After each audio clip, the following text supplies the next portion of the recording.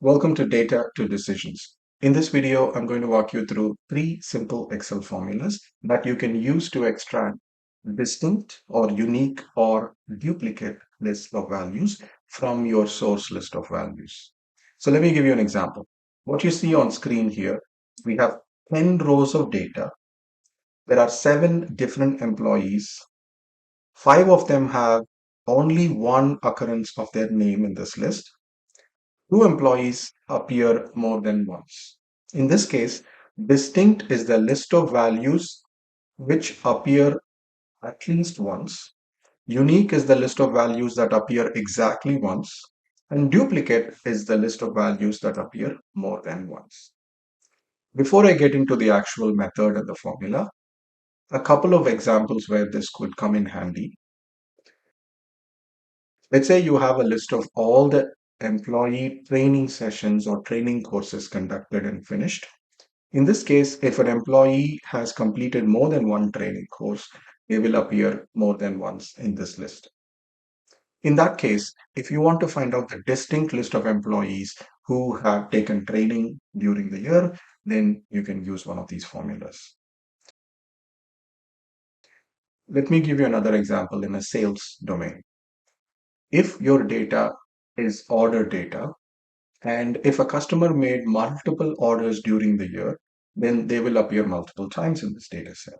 You can use the formulas that I'm going to talk to you about to extract a distinct list of customers who you can select and send an email thanking them for their support during the year. You do not want to send the same customer multiple emails, so you want that list to be distinct.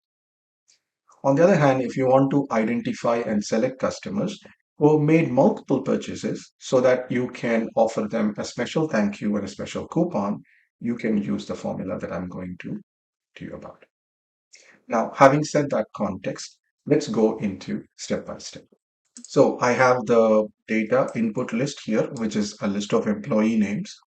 And the first step I would say is convert it into a table. This is something that I'm going to start probably This is something that I often start almost always when we have a list of values, which we're going to use in formulas later. I need to convert them into a table. So you can just select all the values, including the header, press Control T to convert it into a table. Select My Table has headers, and then OK. So now it's converted into a table and it's given a name, table 3 in my case. You can change this to another table. So I'm going to call it employee T underscore employee. And then the next step, second step I want to do is to select the values, not the header, but the values. And I'm going to give it a name, which we will use in a formula. So what I'm going to do here is Control F3 to open the name manager. And I have some other names already in the file, so don't worry about it. What we need to do is click on New, and you see that this T underscore employee, which is our table, and the employee is the name of the column. So what this step is doing is this list of values we have in this column, give it a name. So I'm going to call it, let's say, list M. This is nothing but a list of employees, right? You can name it however you would prefer, but remember which name you're giving to this list of values. And getting it okay, close. So now that we have done it with the second step, now we are ready to move to the third step. Let's first write a formula to extract the list of distinct values. So I'm going to click on this cell and 7 here, and I'm going to start writing a formula equals. Nowadays, with the recent functions in Excel, the advanced functions, this has become so much easier compared to how hard this was, 5 years ago or so. So I'm going to use the new function called unique, and you would want the latest Microsoft Excel for this to work. But there are so many benefits that I would highly recommend you to start using the latest version of Excel. Unique function, open parenthesis. I want to give it a list of values, right? Array is nothing but a list of values. So the name that we created just now, list M, is the list of our employee names. So I'm going to do comma, and then I'll do another comma because we are dealing with, again, a column of values here. We don't need to change any of the second parameter. But the third parameter is very important. Do you want a distinct list of items, or do you want items on which appear exactly once? So I'm going to choose false because I want a distinct list of values. And this is the default value also. If you forget to do all these second and the third parameter, it doesn't matter. It will still give you only distinct because that's the default behavior of this function. But in this scenario, I think it is important that we understand what that parameter is, which will come in handy in our next step. So just to wrap it up, we did a unique list emp, which is nothing but the list of employee names, comma, comma, false. Okay, hit enter. Now we have a distinct. So as I said before, there are 7 distinct employees in our data, and we have all the 7. Keep in mind that this is a dynamic array function, which means that you don't actually have to enter it in 7 rows. It will automatically spill into all those rows. And you see the little border around here. That tells us that that's the end of the outline of the values in this range. Okay, then. So now we have the list, which is distinct. If you want to, you can sort it and make it alphabetical. So I like to just put a sort at the beginning of our function formula, open parenthesis. You don't do any of these optional parameters, just close the parenthesis. By default, it will sort alphabetically A to Z. But if you want to in a reverse order, you can change the formula, but I'm just going to keep this. This works for me. So that's the first formula completed. Now we will have a distinct list of employee names. Now let's go to the second unique list of employee names. In this case, I'm going to use the same function, unique. I'm going to select the same list as our starting point. Another comma for the second parameter. Basically, we are saying I'm skipping the second parameter. And now I want to do true because I want only the items that appear exactly once. Close parenthesis, hit enter. That's it. Just like the previous example, we can do a sort and wrap it up with a sort function. That's it. Now we clearly have a list of employees who appear exactly only once in our starting or a source list. Great. Now the final formula is a little bit more complicated.